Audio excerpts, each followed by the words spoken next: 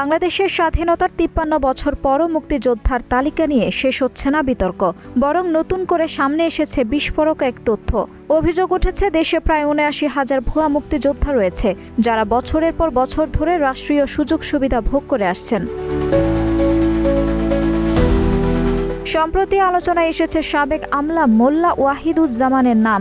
শেখ হাসিনা সরকারের সময় প্রধানমন্ত্রীর কার্যালয়ে সচিবের দায়িত্ব পালন করা এই কর্মকর্তার মুক্তিযোদ্ধা সনদকে তদন্তে ভুয়া বলে উল্লেখ করা হয়েছে। অভিযোগ রয়েছে মিথ্যা তথ্য দিয়ে তিনি মুক্তিযোদ্ধা পরিচয় গ্রহণ করেছিলেন। তবে শুধু একজন নন, এমন হাজার হাজার ব্যক্তির বিরুদ্ধে অভিযোগ জমা পড়েছে জাতীয় মুক্তিযোদ্ধা কাউন্সিল বা জামুকায়। অভিযোগ, তারা মুক্তিযুদ্ধে অংশ না নিয়েও নিজেদের মুক্তিযোদ্ধা দাবি করে ভাতা, কোটা এবং নানা রাষ্ট্রীয় সুবিধা নিয়েছেন। সবচেয়ে বড় প্রশ্ন হলো, মুক্তিযোদ্ধার সংখ্যা বাড়ছে কেন? স্বাধীনতার পর ১৯৭২ সালে সরকারের প্রাথমিক তালিকায় মুক্তিযোদ্ধার সংখ্যা ছিল ৭৮,০৯৫ জন, অথচ বর্তমানে তালিকাভুক্ত মুক্তিযোদ্ধার সংখ্যা প্রায় ১,৯৮,০০০, অর্থাৎ ৫৩ বছরের সংখ্যা বেড়েছে ১,১৭,০০০-এরও বেশি। স্বাভাবিকভাবে সময়ের সঙ্গে মুক্তিযোদ্ধার সংখ্যা কমার কথা, কারণ বয়সজনিত কারণে অনেকেই মৃত্যুবরণ করেছেন। কিন্তু বাস্তবে দেখা গেছে সম্পূর্ণ উল্টো চিত্র। বিভিন্ন সরকারের আমলে নতুন নতুন আবেদন যুক্ত হয়েছে এবং তালিকা ক্রমেই বড় হয়েছে। মুক্তিযুদ্ধ বিষয়ক মন্ত্রণালয়ের তথ্য অনুযায়ী আওয়ামী লীগ সরকারের সময়ে সবচেয়ে বেশি নতুন আবেদন জমা পড়ে। শুধু ২০১১ সালের পরই প্রায় ১,৩৯,০০০ আবেদন জমা হয়েছিল।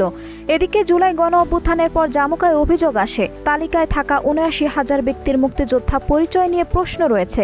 এরপর শুরু হয় মাঠ পর্যায়ের তদন্ত ও শুনানি। ইতোমধ্যে জালিয়াতি ও ভুয়া তথ্যের ভিত্তিতে মুক্তিযোদ্ধা সনদ গ্রহণের অভিযোগে ৭১ জনের গ্যাজেট বাতিল করা হয়েছে।